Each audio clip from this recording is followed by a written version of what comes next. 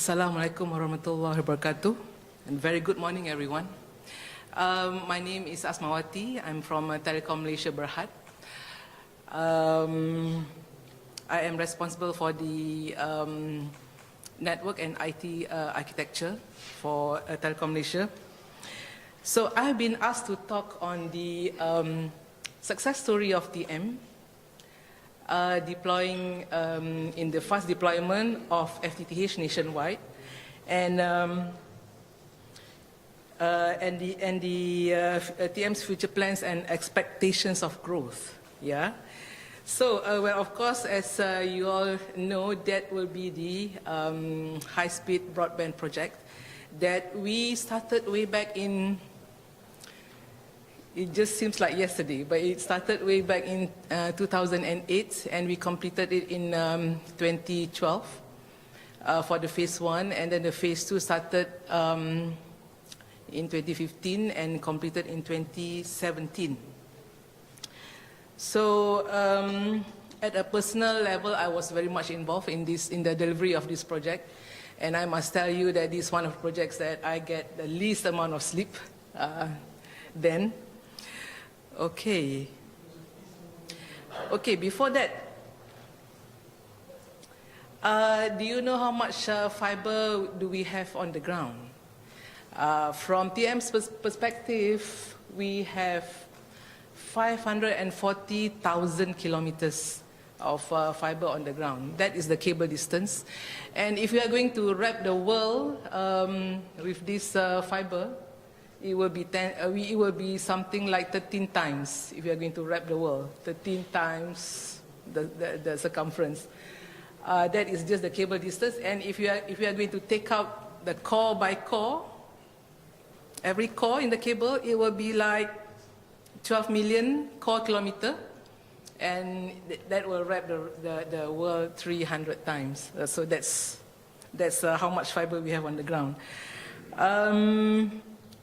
Okay, the journey for the HSBB project. Remember this? I want to start with where Telecom Malaysia came from. We came from very humble beginnings. Telecom Malaysia started way back, was formed in 1946. So at that time, it was a government department. It was called Jabatan Telekom, T-A-L-I-K-O-M. If you walk in the streets now, you can still see that logo, JT, not JDT, JT. That's where we came from. At that time, primarily, we were providing voice services. Although you only see the telephone there, behind there is an infrastructure, mostly copper cables, and the electronics are housed in the exchange building. If you walk past, you will see we have like 800 over exchange buildings, and that's where the electronics are housed. So previously, they are very big equipment, rows and rows and rows and rows of equipment, floors and floors of equipment in those exchanges. But of course, after that, we have transformed into modern technology, into NGN and such. Well, that would be another forum, I would say, to discuss on that. So that's where we come from at Telecom Malaysia. So, of course, the telco industry back then didn't have much fiber. Communication is all via copper cables, satellites, microwaves especially. Okay, and of course then there is this growing demand to provide for new digital lifestyle. It all started with the proliferation of the mobile phones, and then the internet. I think they came together in Malaysia, and the two gang up together, the internet and the mobile phones. And you see now the exodus of the smartphones, the gadgets, and the iPads and the tablets and so on. And of course from there, you need a different kind of infrastructure altogether. So that was where we came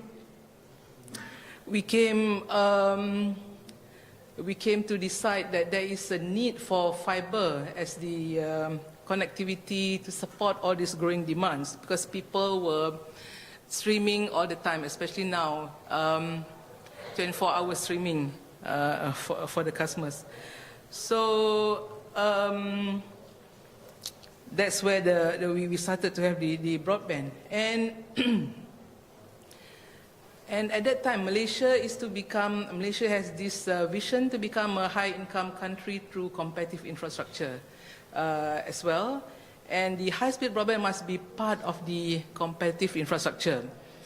And TM and the Malaysian government, we have this common vision to roll out the fiber infrastructure, and that is where the HSBB project was conceived. So if you think about it, rolling out fiber or FTTH on its own commercially actually is not a viable proposition. There are economic challenges in rolling out fiber for any operator, for any country. And that is why the government's interaction and the government's inclusion in the project is very key. Take, for example, Korea and Japan. Massive funding is being funded into the system. Likewise, New Zealand and Australia, of course, with different models. And Malaysia decided to adopt a partial funding, where the government funded 20%, and Telecom Malaysia put the other 80% of the rollout. And in 2008, TM and the government signed what we call a PPP, or Public-Private Partnership Agreement, to roll out the high-speed broadband project. Okay, another reason is, of course, as you all the fiber experts here know, the unified service that you see in your homes, yeah, you only see the blinking lights and the service. But behind those blinking lights, you need to fiberize from your home across the street to the cabinets on the street, to the exchanges, to anywhere the website that you need to access, domestically, internationally via the submarine cables. And fiber is just fiber. Without the whole ecosystem, without the electronics, you will not be able to get the service. So and one of the reasons for the TM and the Malaysian government partnership was that we have the existing services, the existing infrastructure that can help this fast deployment. The existing infrastructure like the poles and the ducts, and we have the relevant skills. In fact, the whole ecosystem was there to help in promoting this fast deployment. And HSBB, and then came the HSBB project. So the HSBB project at that time covers 103 exchanges. The target then was 1.3 million ports. Target areas at Klang Valley industrial areas. And then the HSBB2 covers another 95 exchanges, 390,000 ports, covering state capitals and major towns. So by now, we didn't stop there. By now, we have 2.7 million ports as of October 2018. Because along the years, we also increased the number of deployment of the ports. So the speeds that we offer now, we started with, if you remember, VIP 5, 10, 20. So we are now offering speeds of 100, 300, 500, and 800 megabits per second. So that's the speeds that we offer.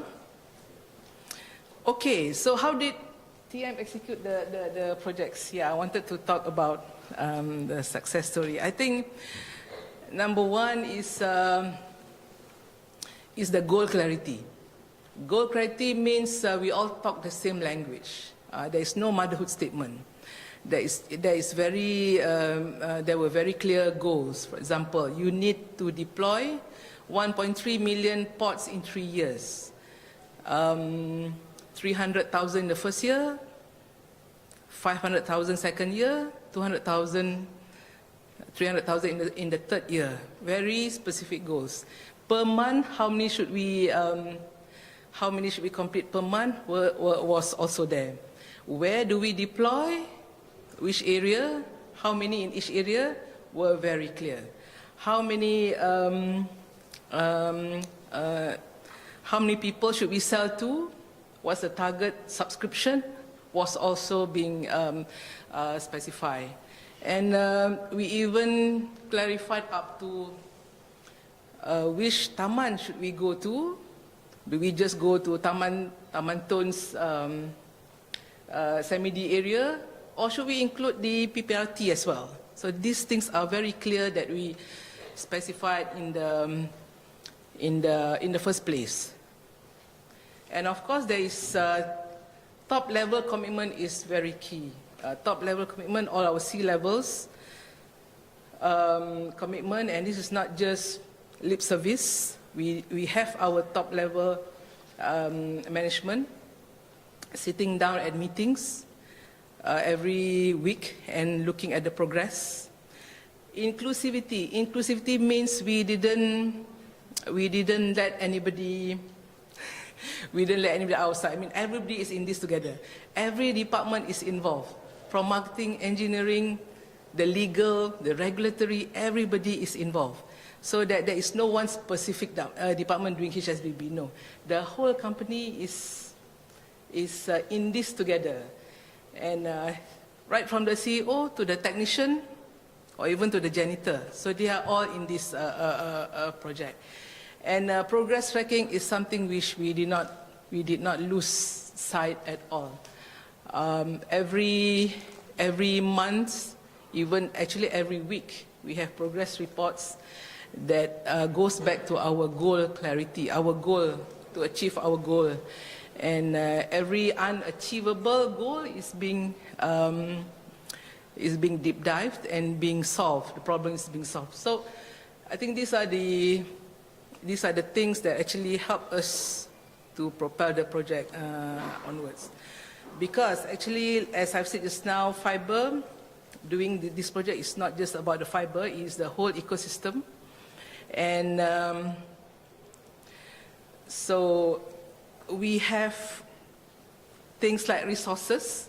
Resources will mean not only our people, it's about the contractors. I can see some of you here. Thank you for participating in this project.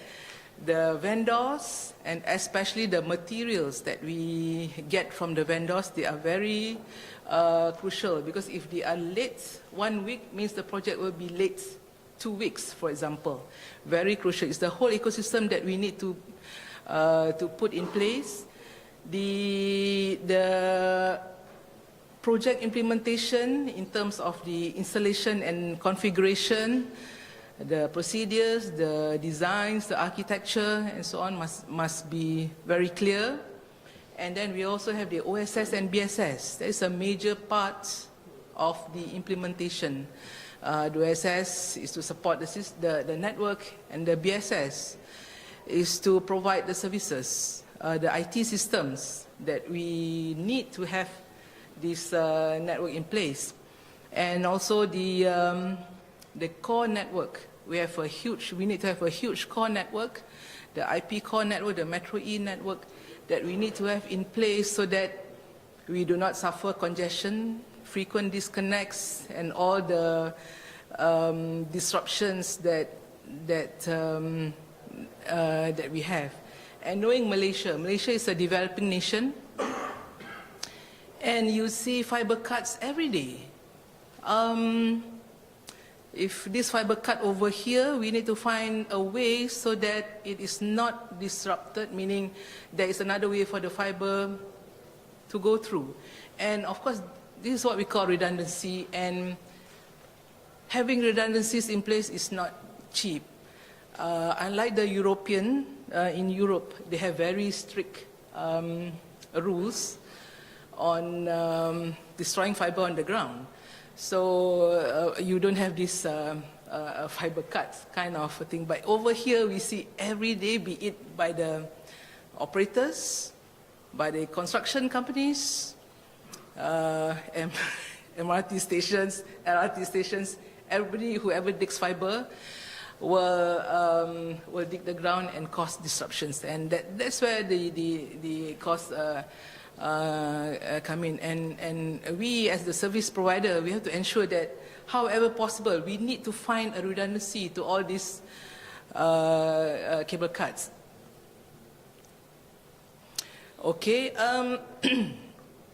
Just want to share with you the journey and the challenges. Of course, the challenge is on people. FTTH is something new for us at that time, and we are going to be the first commercially to provide FTTH commercially. And there are a lot of people that we need to train. Our own people, the vendors, the contractors that we need to train, and classroom training is something not enough. On-the-job training is something which we have to do. So it's on-site training, on-job training.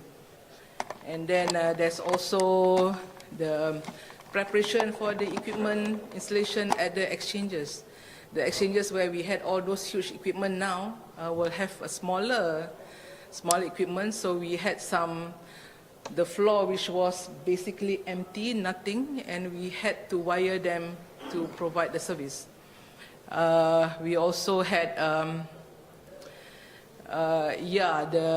the most, I would say the most challenging is on the civil works part, where we need to dig the hole, dig the ground basically, to have the fiber to be laid. And this photo shows the civil works which has to be done, which can be done in the daylight. We also have to do the laying of cables at night, because certain cities do not allow anything to be touched during the day. For example, KL, they only give you a window of like 10 p.m. to 6 a.m., that kind of thing. And you have to do only during that window, and you have to pack up, whether you finish or not, you have to pack up within those times. So these are the challenging, very challenging. And also material shortage, as I've mentioned just now, is like, you don't get one material, you get one material delayed 1 week, it will cause you a delay of 2 weeks in the overall implementation. And at the end of the day, so the fiber was late. And how extensive is the fiber so far? So I mentioned just now, we have 540,000 kilometers of domestic, and we have 190,000 kilometers of submarine cables worldwide. Of course, this one is not just TM, it belongs to a consortium, which TM is part of the consortium for the worldwide fiber. Okay, TM has received several accolades in the HSBB deployment. We have seen some third parties who applauded TM especially in the choice of architecture, because we have made it to be one of the fastest and one of the lowest cost HSBB deployment in the world. And okay, as Encik Bukhari mentioned just now, we also have the SUBB, which we call the suburban broadband. This is the technology is based on VDSL and FTTH. We have 420,000 ports there and covers 250 exchanges. Speeds can offer still 800 megabits per second. Actually, if you think about it, VDSL is also fiber. It's fiber to the curb, and this is what most European countries deploy actually. So, challenges, Yeah, challenges. Number one, as mentioned by Encik Bob just now, local authority approval is key. We have like 150 local authorities in Malaysia, and they all have different rules. They all have different rates too. So it's not it's not the same. So this approval is very much required sometimes. The approval time is longer than the actual implementation. But we managed that, yeah, we managed to have those local authority approval. Resource management, if you want to have clock work kind of deployment, your resource management must be very concise, competent resources, and then we have this OSH compliance. OSH is the operational and safety hazards compliance, very much in Malaysia, OSH compliance, new designs and architecture, contractor and vendor management, end-to-end project management, also the fiber properties. Fiber, when I say here, fiber is something which you cannot, which you must handle very carefully. I call it fiber ni, in Malay I call these fibers very manja. So you cannot twist them too much, you have to lay them in a 8 loop, you must clean them properly, but they are being handled by our contractors on the ground, or burly guys and so on. So these are some of the challenges that we had. Moving forward, moving forward. So where are we? Moving forward, we are turboing Malaysia to new heights, and we are providing higher speeds, 100 meg, 300, 500, 800 meg, yes. And this has cost, and I think one of the reasons is also this has cost a 10th place ranking in Malaysia in terms of speed for broadband. And so how do you turbo this broadband? In technology, the FTTH technology actually has, we started with the GPON technology, and which the backhaul is 2.5 gig. And we have new technologies called XGS-PON, next generation PON 2. These are the active elements, active equipment that can provide for higher speeds. And XGS-PON, XGS symmetrical PON can give you a backhaul of 10 gig, and next generation PON can give you a PON of 40 gig. So these are the technologies that we are going with. Okay, and what I'm trying to say here is that we keep the existing optical network, and we just changed the active elements to the network, like NG-PON and XGS-PON. And apart from that, for fiber, we are going with smart cities initiatives in Malaysia. Well, smart cities, you can support via fiber and you can support via wireless. Like LTE, for example. But even the LTE also need to have fiber. So at the end of the day, you need to fiber the nation to be able to support smart cities via IoT. Okay, we have to go via IoT. On the mobile front, okay, fiber has been used to provide for the backhaul of the mobile network operators in delivering the high-speed internet. We have seen 4G base stations. I think the policy that was made by the government, the 4G networks must have fiber within a certain period of time. So we have seen, I'm happy to say, we have collaborated with the mobile operators to provide fiber to to their base stations for the 4G. And that's why I think right now we are enjoying the speeds on our 4G mobile networks. So, but what happens to 5G? So in a 3G network, one site for every, you need only one site for every 10 kilometer. So your cell density is one cell for every 100 kilometers squared. In 4G, you need 25 cells for every 100 kilometers squared.